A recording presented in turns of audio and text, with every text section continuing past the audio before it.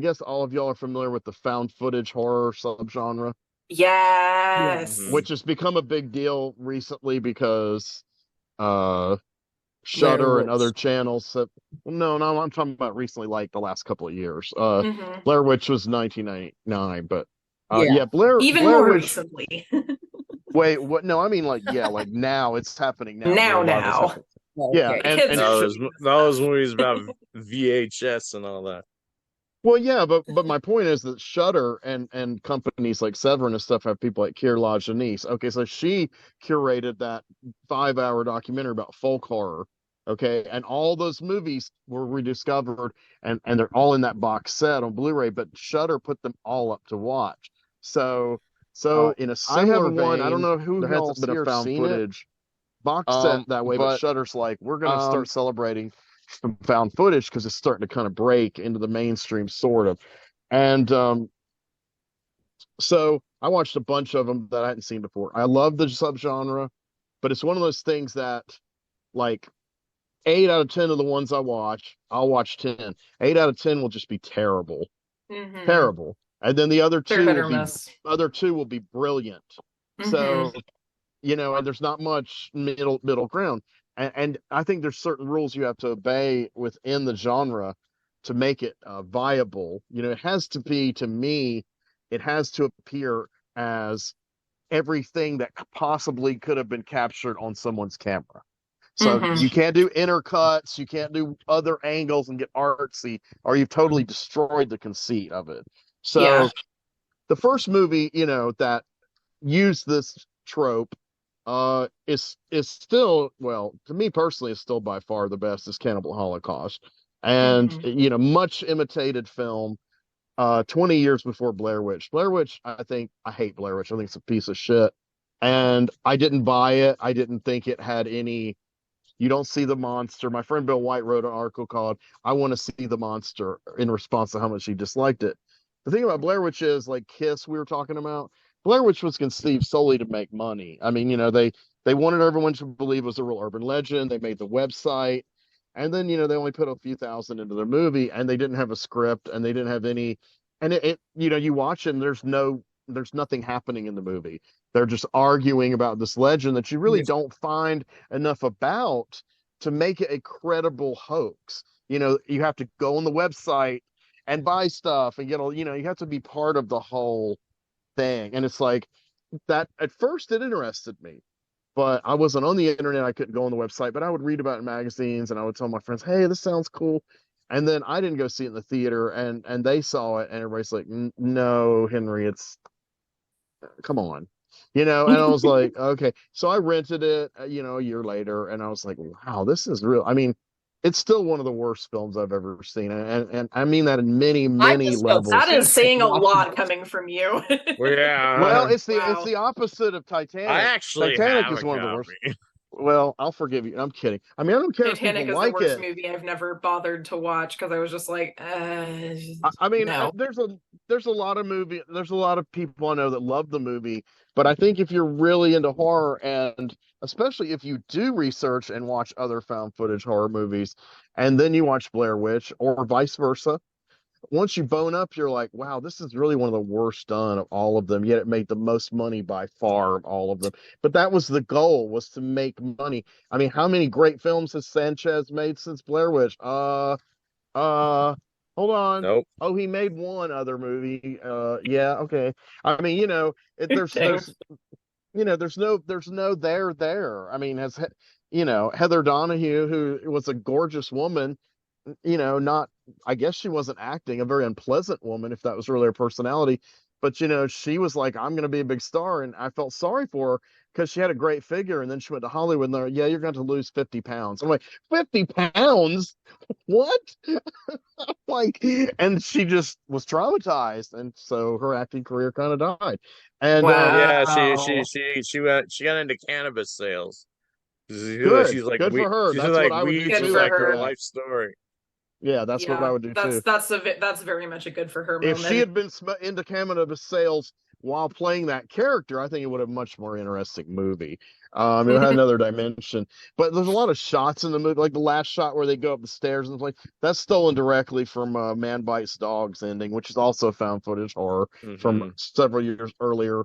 But point being, I'm going to talk about a found footage TV movie. I really like the sequel that everybody hated. Well, Bill White said it was way better than the original. I thought it was. I mean, it was okay. It was better than the original, but I didn't think it was okay. It was okay. I've seen the sequel actually. Book of Shadows. Yeah, it was Book of Shadows, Blair Witch goths 2. Yeah, it was made by one of the guys who made the Paradise Lost films. Yes, it was the director of the right, correct. It was the first fiction film he made. So anyway, when watching this, there's a documentary that Shudder aired. This is what I'm getting to, called The Found Footage Phenomenon, and ties all this together. So this came out like a year or so ago. So I watched that, and it gave me ideas for ones I hadn't seen before, pointed me in certain directions. So there was one on there they talked about a lot called GHOSTWATCH. Now, I don't know if any of y'all have seen it, but it was on Shudder streaming before this, and you would think they would have tried to reacquire it because of this documentary, but nope, nobody had it free for streaming. So I thought last night, I came across something, I'm like, well, that's a TV movie, and I did start watching it. I did start watching on Shudder before they pulled it, and I only watched like 5 minutes. And this is one of those, I'll get back to it one day, and then it was gone. So I went to the Internet Archive, which I got that idea from you guys, and I appreciate it. Love Internet Archive. They have a pristine copy, free to watch. So I watched it, and I was riveted for the whole hour and a half, and I thought it's definitely one of the greatest found footage and one of the earliest, 1992. So it's, 7 or 8 years before Blair Witch, 6 years before last broadcast. But also there were some good ones from that period. I liked the McPherson, whatever that one about the fake UFO hoax. I thought that was a pretty good one, but there's a lot of bad ones from that bin too. But this one is seeming like a very British phenomenon. So, they based it on the Enfield poltergeist, which inspired, lots of other stuff we know about. But I didn't realize, though, until researching today that, that famous poltergeist case was British. And then, because I didn't know where Enfield was. So then I'm like, okay, that makes sense. So they took ideas from the real case, including the possibility that it could be a hoax. And what they decided to do was their conceit is that they've got 3 levels, kind of like Cannibal Holocaust, 3 levels of footage to varying removes of realness. And the real grounding one is in the studio. So that was actually shot in a BBC studio. So this was on a BBC anthology show called Series 1. So they got real people to host it who were real presenters. The star's Michael Parkinson's, and that's what he did. And that's his real name. And then they got a camera woman, Sarah Green, that's her real name. And then this guy, Mike, I forgot his last name. In the movie, they're married. They're not married in real life, but there's like a fictionalized version of them. And then there are some fictional characters all through it. And basically, they decide, okay, there's a great fictional character called Dr. Lynn Briscoe, and she's played by an actress name, I think it's, I forgot her name. Jillian something. I'd never heard of her. She was only 26 when she made this very attractive, smartly dressed woman, very early 90s hairstyle. Brilliant character. And she's totally like, I am totally, the paranormal is real. Okay, I'm sick of people being stigmatized for lying and all this other crap, and I've been in this house. We took a vote among the Psychical Research Group. I mentioned that earlier. That's a real group. That's a real organization. It was founded 140 years ago. Isn't it called the Society for Psychical Research? Or is that a different group? No, that's it. And so they're referenced a lot in here. So this woman actually wrote a little kind of book about her experiences in the house. And they took like a vote with the people in the Psychical Research, like what's the most extreme case in Britain, the most evidence that we've compiled, and we're going to send a team of people in to film it and prove it's real. So they send in these BBC people, and so This guy Mike is manning the phones at the studio. His wife Sarah is like leading the group into it. There's a cameraman, there's a sound man. Now, right out of the gate, a lot of the setup is it. Even though in the movie I'm about to reference, they didn't know what they were getting into. The setup is obviously the blueprint for Wreck, which I think Wreck is one of the greatest found footage. I think Wreck it's is one of the actually the first found footage film that I ever saw, and it scared the shit out of Good. me. Like, I was just like, like It's good to start with one. I mean, really, I didn't think I would Man. get that into it, but I mean, I've watched like 3 or 4. I think it's absolutely brilliant, seamless, Yeah. totally To be entirely convincing. fair, I was also a teenager when I saw it, and I was just like, Oh wow, yeah, and not into we're horror at all. So like, it just right. scared No, I can see me. I was that. just No, it's like, got some oh my creepy God. shit in it. Yeah, It was I very, mean, very creepy. yeah, I love it. Yeah. I don't own it, but I do watch it about once a year on streaming. But Mhm. It but is that really good. kind of set up with the, even though it's a different kind, you know, in Wreck, she's like the character in Wreck is very much a found footage kind of character. Very much like Alan Yates in Cannibal Holocaust, all the way down to the character that Jake Gyllenhaal plays in Nightcrawler, the character who's got to get the footage no matter what.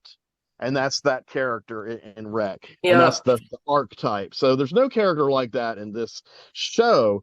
They just kind of go in with this, and it's on Halloween, by the way. It's set on Halloween, and it was aired on Halloween, and it was presented as a live broadcast, so it was all filmed ahead of Oh, time. that's cool. But the series one show is a drama anthology series, and there had recently been a ruling, because you know how tight Brits are about having to, you know, censor and control any kind of art whatsoever down to the molecular fucking level. So they're like, they called it the watershed. You know, we did this in America too. We called it prime time, but it's a big deal. Parliament, it's like 9 p.m. is the watershed. You can only show anything remotely adult after 9 p.m. So they scheduled it for 9:25 on purpose. There's a lot of things in the movie that they were making fun of that actually ended up happening as a result of the movie. So it's not only, it's also prescient, not just resonant. And so they set it at 9:25, and the BBC was like, I don't know, man. People are gonna, or like, I don't know, mate. But you know, they're like, people are not gonna think this is, you know, we're gonna have another War of the Worlds Orson Welles thing on our hands. So they're like, okay.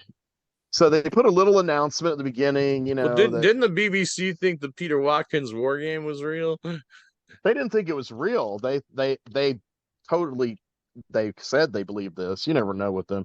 They just any excuse to censor. But their belief was that it would cause mass suicides. So that's why, you know. But in this case, they were like, people are going to think it's real and it's going to freak people out. It's on Halloween. They're already kind of fenced up, which is the whole point of doing it, you know. And the writer, Stephen Volk, he tried to, you know, argue with them like, well, this is the whole point. If you break, you know, with these disclaimers, you've killed the verisimilitude of it right there. And BBC's like, well, just put like a credit that says written by so and so, and then put like a couple of shots of like some of the setup of the broadcast, which could be, I mean, they looked real, but they kind of, the way they cut them and the way they kind of like put a sheen over the photography, like it was the opening credits of a movie. So if you go into it not knowing it's fake, you probably within the, if you really think in the first 5 minutes right there, you'll know it's fake, probably. But if you miss those first 5 minutes and you're stupid, like a lot of British people are, let's be frank. I mean, wow, shots fired. And Americans, no, but British are very, you know, vulgar, low conscious people generally. I mean, that's just a fact. You know, they're not really down with art and sex and magic and weirdness. They're, you know, so the bands that have come out of Britain have been brilliant. The artists and writers, they have been a reaction to the fact the UK is almost as draconian, if not more so, than China right now. And they like it that way. You know, they've never had a Bill of Rights. You know, they had a Magna Carta, they had a basic Bill of Rights. Neil Gaiman himself is who told me that. He's like, now, Henry, you know there was no constitution in Britain, right? Yeah. And I was like, Yeah. Yeah, I've yeah, heard him but speak. It was like, Unwritten we don't policy have speech. anything like the First Amendment. We have the idea of freedom of speech, but it's not codified in writing. no, it's not. And Britain, that period in 1992, that's when the BBFC was censoring the video nasties and telling people that they were all real snuff films. And there's a lot of dishonest actors. A lot of them are just morally righteous weirdos, but some of them are just dishonest actors who knew those weren't snuff movies, but they wanted political power of censoring things because it made them feel good. I mean, it's the And- same thing that a lot of people are doing right now in the US with trying to Yeah. like censor things, and especially with books. Like, I feel like we do it far more with books because it's just like, Yes. oh, the children. And I mean, cartoons as well. Like, you see a Yeah. lot of it with like Cartoon Network and Nickelodeon and stuff like that, just kind of It pulling. was like the whole There's Dungeons and like, Dragons oh, thing in the this gay 80s. thing is Yeah. getting way too popular, and you're not getting renewed for another season. Stuff like that just happens a lot. And It's I just, think that it's that Yes, panic yes, about yes. sex. That's like the Puritan thing. Yes. And I think that it is. that's And it's not directly from the Puritans who came over from the UK. So Of I'm not course. surprised that there's that cultural Yeah. connection. Yeah, America and Britain are both considered pretty uptight by the rest of the world. Ridiculous. It's Yeah. the And, Anglo-Saxon thing. And I think Australia, it's not quite as bad, Australia has kind of moved in a more conservative direction, unfortunately. I know a lot of Yeah. Australians, and they're not thrilled about their government right now either. but So, US I'm they're all, they're much more economically conservative too. I mean, if you think about it, I mean, they're more interested in benefiting the welfare of the rich. That's what they Mhm. oh, are. that's the Just like American way. us. Yes, it is. Exactly. And what do all these countries have in common? Anglo-Saxon Individualism mentality. to like a ridiculous extent. It's Yes. it's the capitalist hegemon, and then it's breaking because we're Yeah. evolving into a multipolar world where Russia, China, Iran, and so all the Saudi Arabia are going to be allies, and they're going to be controlling the flow of money and information. And the U.S. is like, oh fuck, our time's over. So let's just kill as many people and put as many people into starvation mode as possible, get hours, and maybe jump on a rocket or something and get the fuck out of here. So, it's a sad time. But anyway, so Britain 1992, all this censorship, which hadn't really changed. But that was when there was a lot of censorship of movies, especially horror movies, and it was all a big panic. So BBC's like, okay, we'll go ahead and we put this at the beginning, go ahead and do it. So basically, in the studio part, Michael Parkinson and this fictional character, the doctor, who's the parapsychologist, are talking about, okay, we selected this case, and it's I think the neighborhood's called like Fox Hill Road or something. I might be getting that wrong, but everyone in the area knew about the case. The neighbors, it had become infamous, and the people, like the authorities, had tried to. It's a woman who's divorced and her two daughters, so teenagers, and everyone in authority had made fun of them, demonized them, vilified them in the media, and lied about them. And so everybody thought they were crackpots, except the neighbors did not think they were crackpots. And so there's a reason for all that, but I'll get to it. So the levels are the studio, and then in the house, they've rigged it with all of the cameras and sound. All of these are tropes that now are used in just about every found footage and are used in real life by paranormal investigators. I know a few. And so they do all this, and basically they're going to wait till nighttime. The 3-person crew is going to go in and coexist with the family, and they're going to see what happens. And then there's a guy on the street played by a real life comedian. I think his name was Craig Charles, and I've seen him before, but I don't know in what. But he was, interestingly, he was a black guy, but very British, and he's just total goofball. And his character was based on his real personality too. But he was supposed to be the '90s like MTV, hip host who made fun of everything because that was cool to do. So I guess he's like the comedy relief that the station within the story wanted. And basically, every other character hates his guts. And the audience, we do too. And but he mocks everything. But then there's another character they consult who's an American character named Emilio Silvestri. He is a famed skeptic. He's part of the Skeptic Society. These are people I've studied too. To me, they're sicker than anybody who believes in paranormal. I mean, they don't believe in shit, nothing, nothing. They don't believe in anything. They don't, nothing at all. Everything's a lie in their world. Think about Snopes, where everything's false. That's kind of how these people live, and this guy's perfect. His characters are perfect. Like, he dismisses everything, and he can't resist saying things like, well, these loonies over here in their house, lying. I mean, there's no evidence of this. And so the parapsychologist lady, she's like, what about this? What about that? Things that have been proven to be real that we used to think were impossible. Like, and he's like, there's no evidence. These people, this psychical research, they've never provided a single shred of evidence. And she's like, well, yeah, they have. And he's like, ah. And so the host is like, thank you so much for enlightened view, doctor. We'll come back to you later. Like, what? And the host is he's glib, and he's basically playing himself, but he's kind of working both sides. Like, sometimes he'll allude that maybe it is all real, and we're going to find out. And then other times, once the preponderance starts to go towards it being real, then he's like, oh, no, we should ignore that, and let's have back on the skeptical American. Because he's subconsciously, he's afraid, that might be real. Whereas this woman character is much more self-actualized human being and knowledgeable. And she's like, I already know it's, she already knows it's real. She's just waiting for everyone else to figure it out and, get with it. And so they go in, they take the mom out of the house, and she hangs out in their mobile van where they broadcast, where the comedian guy interviews people in the neighborhood. And then the crew are in the house with the two girls. So it's getting their bedtime. They've eaten. They've done a few Halloween rituals. I don't mean magical rituals, but like bobbing for apples and stuff. And so they're going to bed. And so gradually the things start to happen that have been reported. So there's like thumping in the walls. There's like objects moving.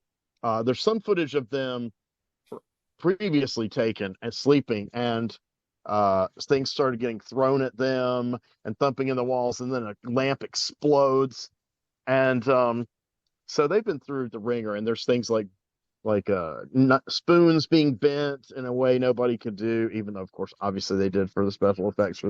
And all kinds of like foul odors and strange things.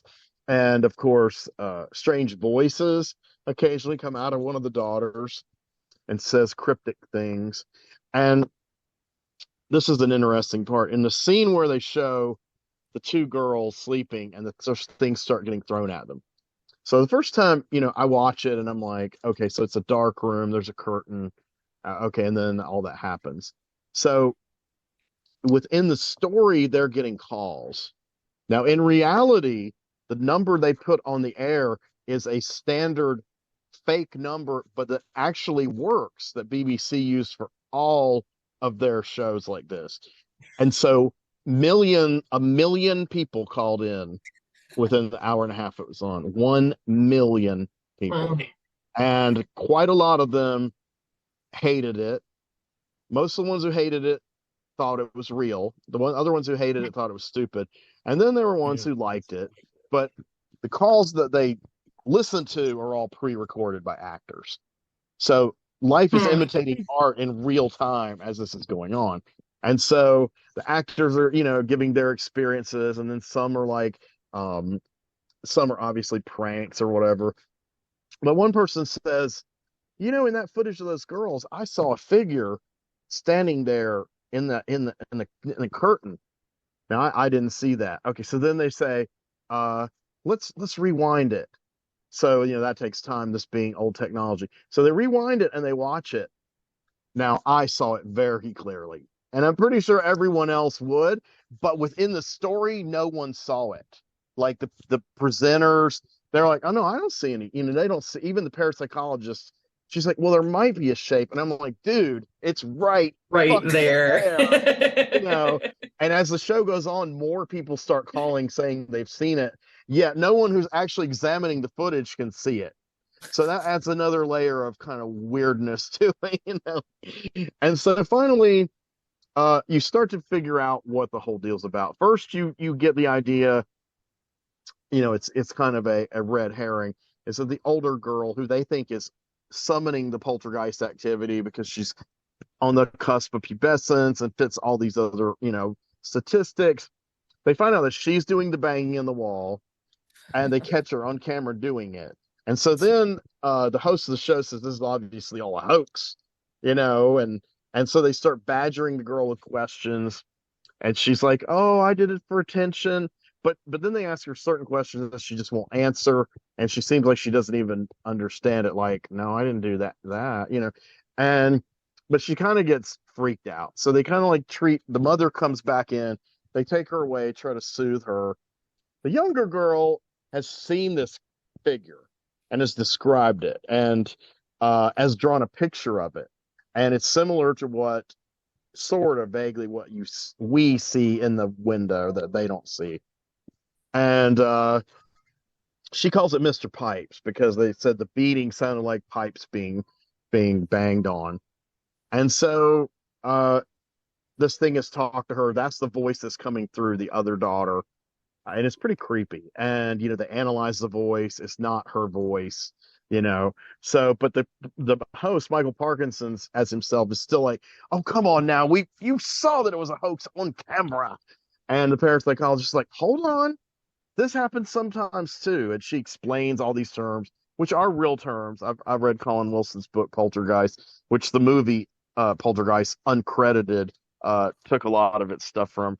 I think they got sued later and lost too. But bless Toby Hooper. But Colin Wilson was the first guy to write a book on Poltergeist. And he was a guy who was a philosopher and a fiction writer. And he began as a skeptic and became a believer as he researched this stuff. So there's a pattern in there where there will be people who will be doing the same behavior as the behavior that's observed. And I forgot what they call the syndrome.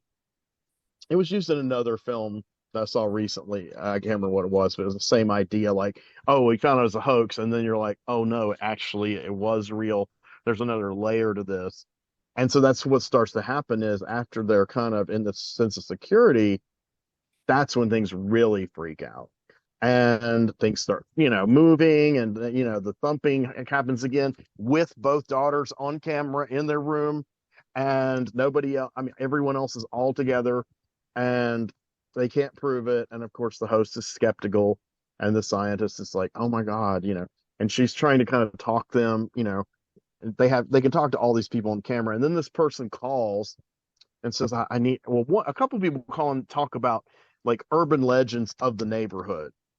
And they're all like acts of violence that happened in the neighborhood all the way back, like centuries. And they kind of vet them. And the parapsychologist is like, based on what little I've heard, this is probably all true and this should be considered.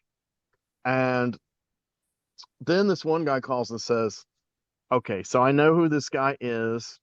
He lived in the house. He sublet in the house in the 60s. He lived under the stairs. Now, there was a room under the stairs that had boarded up. And at one time, the mother went in there and she felt the presence with her.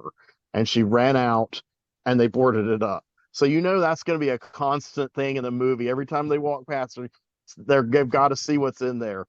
So he says this guy lived in that room and he was a pedophile. I mean, it goes, it was pretty bold for a British TV show, even for, after 9 p.m.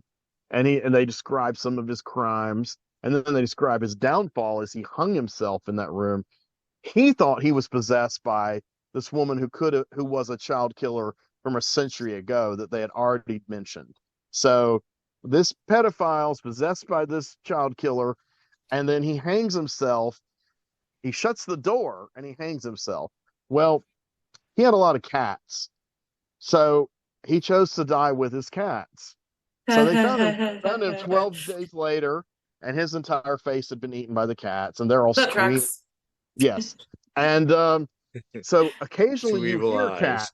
Like the first time you hear a cat, the leader of the film crew looks out the window, and there is a neighborhood cat who's at the door. So it's like, oh, okay. But then you start hearing it later after you think it's a hoax. Well, I don't, but after they start saying it's a hoax, you start hearing it a lot more and more. And there are no cats in the house.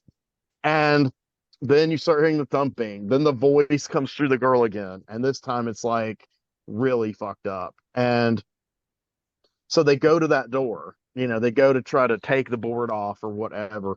And as it swings open, the cameraman, which I don't think he notices, the cameraman catches a glimpse of a person, but the woman in charge of the crew doesn't see it. Her back's turned. And then she's distracted because all of a sudden the sound guy falls over like he's been hit by something, which he hasn't. So they get the ambulance in, they take him away. So you have the cameraman and the woman. So it's getting, obviously more. Oh, and he has ultraviolet on his camera. Another reason I thought influenced Wreck. And so they're left, and the mother's in the house and the two daughters. And so they get the daughter, the younger daughter, and the mother out. And they can't find the older daughter who they all, thought was, doing the hoax. And that's because she's drawn to this room. And it turns out they hear her in there, even though it's been boarded up. Somehow she got in there. And they hear her, and she's asking for help. And so the news crew lady, she's like, okay, hold on, Chris, the cameraman. She's like, hold on, I'm gonna try to get her out. And so they try to pry it open, and she starts leaning, and they're like, what are you doing, Susan? And then she is sucked in kind of, and the door slams. So everybody's freaking out in the studio because then everything freaks out because they're starting to get periodical electrical surges and squigglies, and the sound is going in and out. So in the studio, all of a sudden they see the characters sitting on the sofa, and they're okay. And they're like, oh, see, they're okay. And then after a couple minutes, the parapsychologist is like, wait a minute. That's footage from earlier. Why is that up? Who made that? Who piped that through? And nobody did in the studio. And so they take it away back to what's really happening, live. And that's when you realize everybody's fucked. And so concurrent with all this, things start to happen in the studio, which is nowhere near the house.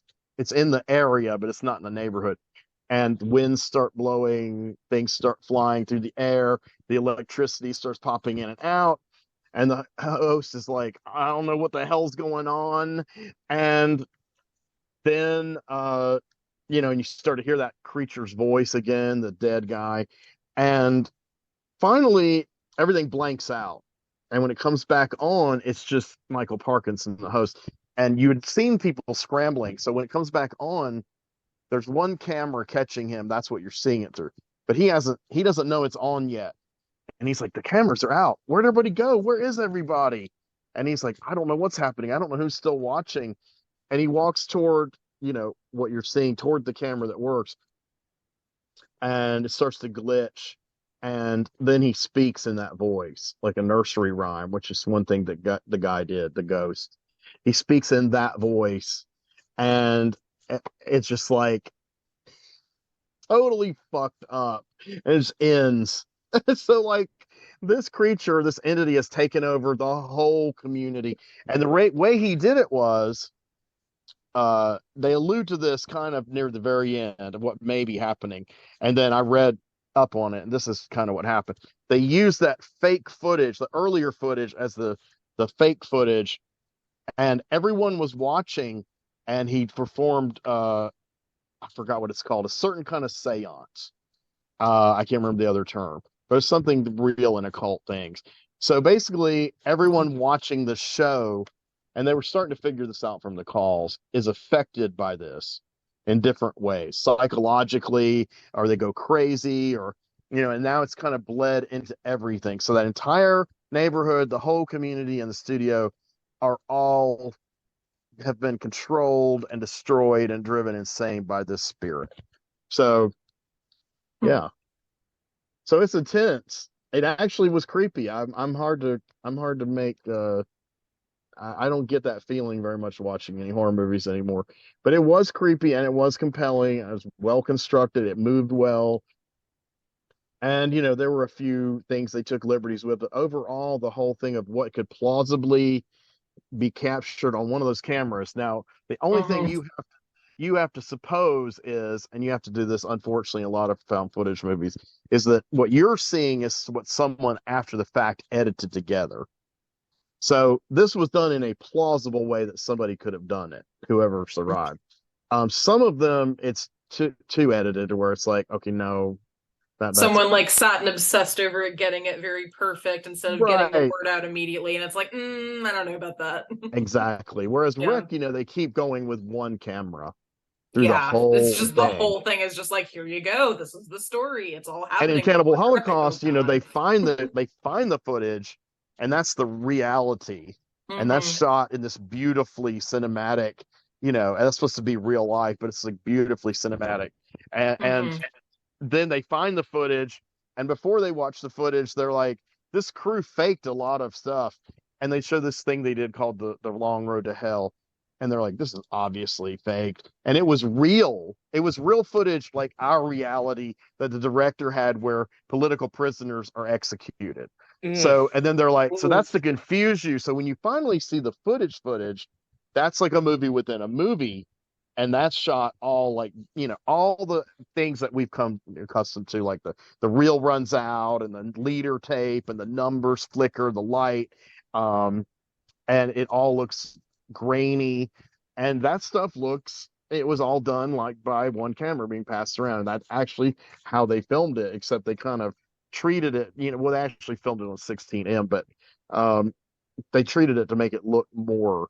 And that device is used just about every found footage film. Even if the one's on video, they try to make it look more low tech than what it's shot on, so you feel it's real. So I thought this was a landmark, and it was one that I'd heard about, and I actually saw it and loved it. So that sounds really cool. It's wild. I mean, sounds like it. But I was gonna say, so since Bill has departed, and we've all done 2, maybe we should start to adjourn. Do you guys feel okay about that, or do you want to talk? Man, I wanted to talk about my third one. So it's not all anime. Yeah, I'm willing to listen. Yeah, I am too. I just wanted to make sure. So cool. Yeah, you can definitely go ahead. Sure, absolutely. Okay. I mean, we'd be skipping over Scott if you had a third one. So do you have a third one? I didn't have a third one. Okay. Neither Am did I the Francis. only one with a third one? Well, Bill had a third one. I have a possible third one, but okay. But go ahead. All right, cool. So my third one, and I also wanted to have. Huh? What'd you say? What'd you say, Francis? Oh, I'm gonna go now. It's 11 o'clock. Oh, okay. Gotcha. Oh, you're gonna miss the fun. Hear about your third. All right. Okay, it's great fun with you. I'll have recommendations for you later. Bye. You take care. Okay. Take care. Thank you. Thanks, Francis. Yeah, you too. All right. Cool. Yep. Thank you. So what did you select? So my third pick is because I didn't want all of my stuff to be anime, because my goodness, there's so much more than just anime out there. It's just that's one like medium that I watch a lot of. Sure. The third one is an anthology series, a recent one called Folklore. And this is a really, really cool anthology series because it was created by oh gosh, I have the wrong tab up. Eric Chiu, who is a Singaporean director. He actually does have at least one episode in the show. But the cool thing about it is that the premise of this anthology is that each episode is made by a different director from a different Asian country. So there are 6 different countries represented in it, which are Indonesia, Japan, Singapore, Thailand, Malaysia, and Korea. And I thought I have heard of this, but I don't. That's all I've heard. It was Asian, and it was a TV show named Folklore. But I didn't know anything about it. So go ahead. Yeah. So each episode is done by a different director from a different country. And also each episode is based around some kind of folkloric thing from their country, from their culture. Okay. So you've got, basically some kind of creepy thing, like, cryptid type of stuff from each of these different cultures. So I wanted to watch it because I've seen a lot of Japanese horror over the years. It's one of my favorite kinds of things. Obviously, I talk about it a lot. Yep. I've seen a little Korean horror, love it. But I thought this would be a great way to see some stuff from other countries as well that I maybe didn't have as much experience with, and then kind of start to explore some more different cultures through their horror films. And it's also great because these are TV episodes, so each film is like 40, 50, something like that minutes long. So it's really easy to just kind of be like, all right, I got an hour, sit down, watch an episode, there you go. So the episode that I really wanted to talk about the most is the first episode, actually. And this one is from Indonesia. And the folkloric creature in this is called Wewe Gombel, and she is a woman spirit who is very, very desperate to be a mother. So what happens in this particular representation of her, and like, you know, these are all like oral history kinds of legends, they get passed down through generations, they change a little bit, there's like several different versions of each of these folkloric kind of stories. But the protagonist of this episode, which is titled A Mother's Love, she's a single mom and she has a little boy, and she is, you know, just kind of trying to live her life. She's working class, she cleans houses for a living, he comes with her and helps her.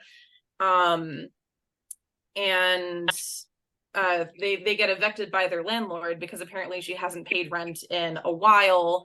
And she's like, hey man, come on, you're like a man of faith, can you help us out? Like, please be considerate, I have a son, and all of that. And the guy basically is like, yeah, okay, fine, you can stay here a little bit longer. And then he like tosses the apartment key into like open sewage, which, what? Why are you gonna do that, man? So it was absolutely disgusting. And then she has to fish it out like with her bare hand, and I'm just like, that's already horrific. Absolutely awful. Yeah. Like this one, like, and gross out horror is not really my thing. The reason that I actually liked this is because that is only like the tip of the iceberg on why this is a scary little short film. So she then decides, you know what, screw this guy, and she gets a bucket, scoops up some of that water, starts throwing it around all over her apartment, and she and her son just leave like immediately. She's got a motorcycle. Every time that they're riding together, he has his arms not around her middle, and she like places them there like, come on, hold on tight, son, I don't want you to like fly off and get hurt. Just all these, you know, motherly touches, as you do. Sure. Then they end up staying at the house that she has been paid to clean. Basically they're like staying there for 3 days. It's very, very nice, like far nicer than anywhere you can tell they've ever lived before. Very spacious, nice bedrooms and all of that. And the son is just like, Mom, I'm like scared, I keep on like hearing noises and having bad dreams and stuff, can I sleep with you? And she's like, no, you're a big boy, you really need to stay in your own room, but I'll tuck you in. So she goes and tucks him in, and then she goes back to bed, and then she feels a hand on her shoulder again, which, as the audience, you can see that's not the same skin tone as her son. That's someone else. What's going on here? And they're, you know, someone's trying to wake her up, and she's just like, not now, God, kid, you're really gonna piss me off in a minute. And then it flashes to there's a curtain behind her, with the window, and silhouetted are like a bunch of children. Figures outside. It really reminded me actually of Suspiria, with the curtain with the coven head like lying down there. That was, creepy as hell. Yeah, very, very creepy. So then she ends up hearing all of these strange noises. She goes and explores the attic, which seems to be where it's coming from. And she goes up there, it's dark, she's looking around, she has like a little lamp or a flashlight, something like that. And then she sees an emaciated child and screams, like shrieks. And you look around, you see there's more of them. There's like dozens of them. And you're just like, whoa, what is happening here? There's human feces on the floor, absolutely disgusting. Again, God, gross out horror is so not my thing, but it's part of the legend, because what's going on here is the Wewe Gombal monster has kidnapped these children, basically, and that's the hoard where she keeps all of them. She takes them to like an abandoned place and keeps them there, and she wants to parent them, but as she is a spirit, she can't really provide for them. and there's different versions of the legend. Some of them are like, oh, she's actually neglectful, and some of them are she is doing her best and she's trying to save them from neglectful alive parents. But in this case, you know, woman runs out screaming. She calls for help. Next thing you see, there's like a police investigation going on. The children have been taken downstairs, and like when I first saw it, and I didn't know anything about this mythology before I started like actually watching the episode, I was just like, are they real? Is she imagining things? What's going on? This is very creepy. Like if it was one kid, I'd be like, yeah, okay, but it was like lots of them. I was just like, oh my god. Maybe so not they're like interviewing the kids and all that. And she and her son obviously move on from that house. They're not going to stay there anymore. That's a great big note. So they end up staying in another place that's also very nice. Apparently the parents of one of the children that she found in the attic offered it to her because she didn't have anywhere else to go. And they weren't using it or whatever. I don't know if it was like a second house situation or if it was a they were moving situation or what, but she ends up getting another place to stay with her son. They go there, they start having a lot of fighting and arguments. They go to a market, she buys some satay and brings it back. And she goes into the other room for a second. When she comes back, there's like satay sauce like all over the walls. The chicken's on the ground. The little boy is just like, I don't know what happened, Mom, I didn't do this. And she's just like screaming at him like, you can't just waste good food like this. And she basically tells him to like go hang out in the bathroom, like, you know, timeout situation, and come out when you're sorry. She falls asleep. She has like this vision of him looking like one of those kids in the attic and screaming, why did you leave me? Very, very creepy moment. So then she wakes up, freaks out, realizes a lot of time has passed, and she goes in there and finds him. He's just kind of huddled in the corner, and she's just like, I'm sorry. She apologizes to him, and he said, it's okay, Mom, I'm sorry too. And then, you know, they go about their days. Another creepy thing happens where they're outside and there appears to be mud flung onto the nice clean linens that she has washed. And she's just like, Kid, I told you to be more careful while you're out here playing. And he's just like, I didn't do it, Mom. And she's just like, yeah, whatever. So she sets up her phone on the window inside to film it while she goes inside to rewash the one that had gotten dirty. And she gets the footage and she goes back and she sees, you know, the mud being flung on them. There's no one in the picture. And then she sees her son in it and she's just like, what the hell, kid? I told you not to do this. And he's like, it really wasn't me. And I'll help you clean them. And he starts like panic, like trying to like clean the sheets by like swiping the dirt off of it, which obviously isn't doing anything. She just kind of like goes into a weird dissociative state where she's just sitting there not saying anything. And he's just like, Mom, please say something. Please say something. I'll help you clean it. And she ends up looking at the footage again, and instead of it being her son, she sees that it was her who was doing it. There's like this film of her flinging the mud at the sheets, and she's just like, what's going on? Am I losing my mind? What even is happening? And she decides to check herself into a mental institution. After hearing on the TV, basically talking about her having discovered those kids in the attic, they talk about it and they're just like, oh, this cleaner found these kids. She's lived alone ever since her husband and son died in a car crash. And she's just like, what the fuck? So she checks into an institution and is there and crying over her son, who she now knows is dead. And there was also this guy on the TV who was talking about this Wewe Gombel creature, and it's just like, oh, I think this is what happened. And then he visits the hospital because apparently he's the father of the doctor there. And so she stops him on the stairs and is just like, hey, I need to talk to you. Stuff's going down. And, you know, they talk a little bit and basically says, oh, so she won after all. And she's just like, I'm sorry, what? And he tells her that that creature is able to manipulate and make you see things and hear things, have hallucinations. And so she puts it together and she's just like, oh God, like I was imagining all of this. So it turns out her son is alive and is real. Oh God. Wow. So then she's just like, well, shit, I have to go save my kid. So she begs them to let her leave the institution, and they're like, hey, no, it's fine, you checked yourself in, you can go anytime. So she does.